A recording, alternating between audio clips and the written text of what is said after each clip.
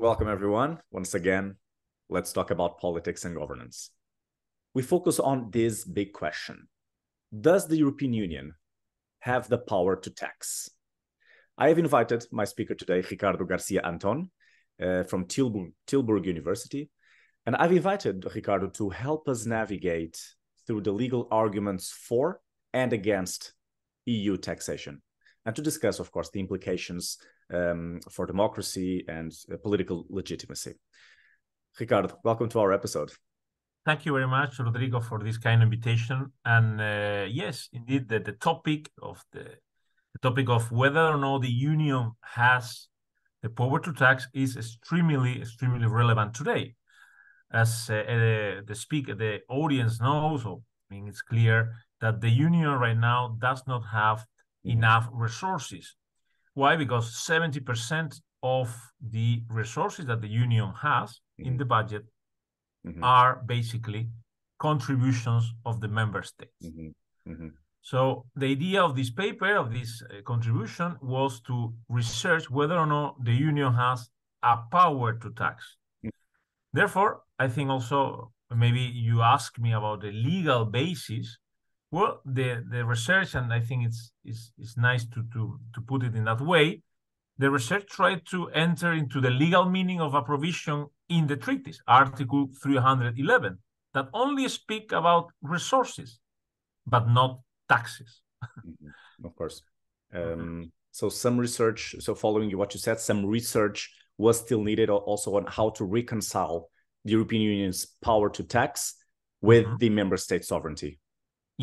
Yeah, because at the end of the day, when you talk about taxes, the member states are extremely reluctant to give away sovereignty. So what is happening right now, that the Union is still a sort of prisoner, if I put it in that way, a prisoner of, let's say, the member states. Why? Because the member states are the ones deciding the budget, let's say the expenditure side, and on the other hand, also, they are in charge of the revenue side, because the unanimity rules is needed to approve the new resources for the Union. So that means that if the Union depends on the member state to define policies and take, let's say, get the money, well, at the end, we don't have autonomy. So this is the important, this contribution tried to shed light on whether or not the Union has this power to levy taxes. Of course. So you've given us a short, on-point, promising background. So let us know now the most important findings or highlights of your study. Yeah.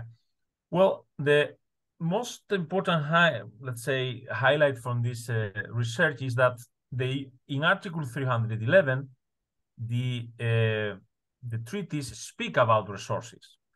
Resources is a word that is quite common in international organizations like United Nations, NATO, etc. Well, in the Union now, we are not any longer in an international organization. We are beyond an international organization. The Union is a supranational entity. So therefore, what I see in my research is that Article 311 speak about resources, very general, very broad.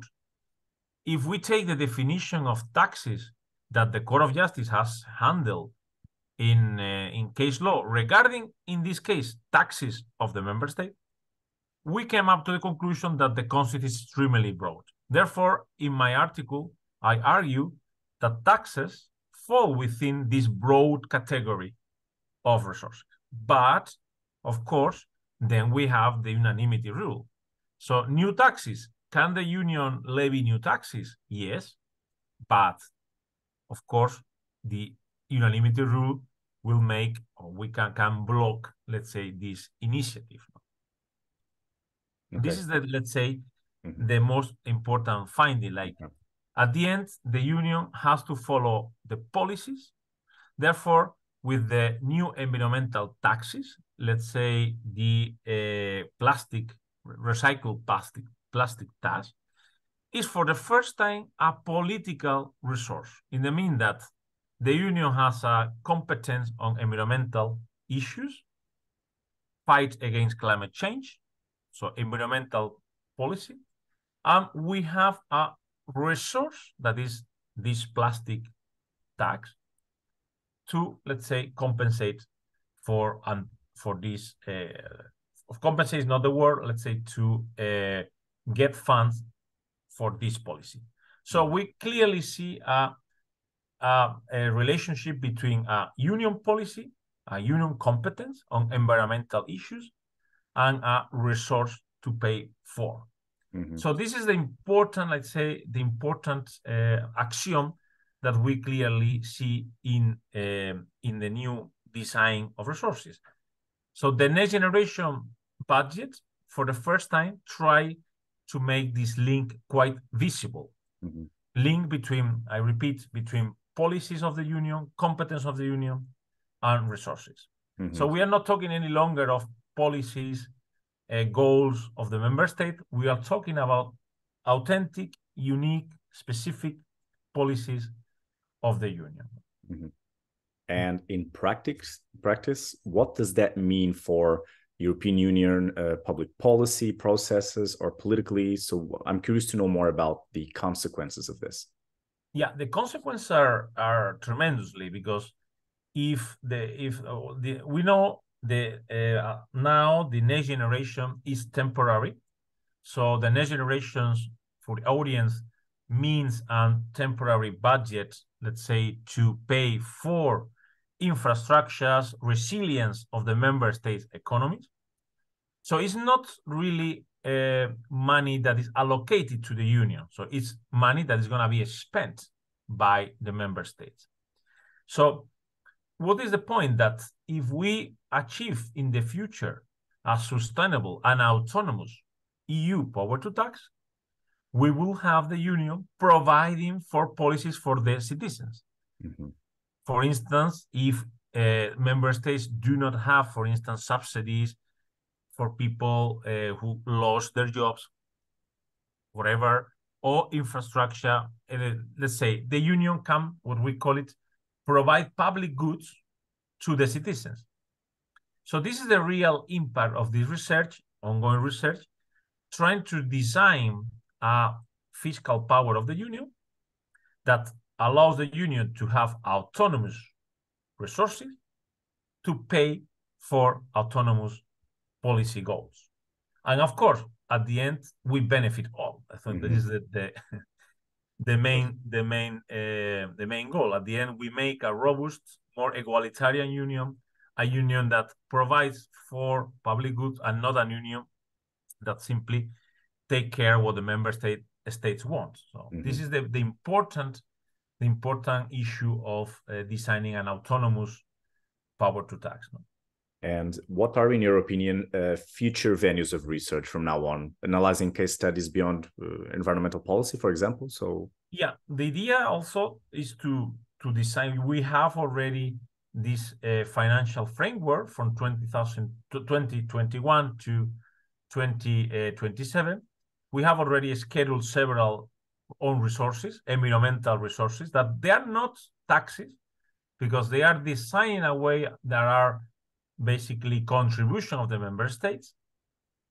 So what is the next step in the research? The next step is to design, let's say, taxes upon individuals, upon corporations. You know, the Commission has launched the new proposal, BEFIT, is let's say, harmonized taxable base for groups. That will be the basis of a own resource based on profit. That will be a major milestone in this evolution towards a autonomous power to tax. So we are really in a very preliminary stage. So we have already only the input of the next generation budget. We have these new resources scheduled, but we are still far away for what people call in America Hamiltonian moment, when the union has, let's say, in the power to tax, the Congress, the US Congress has the power to tax. And also, I would like also to point out that we have to get closer to a more democratic union, in the sense that the parliament should have a major role in approving their own resources. It's clear that this democratic legitimacy of the parliament in taxation is crucial. And at the moment, if we read Article 311, the role of the parliament is extremely merely consultative.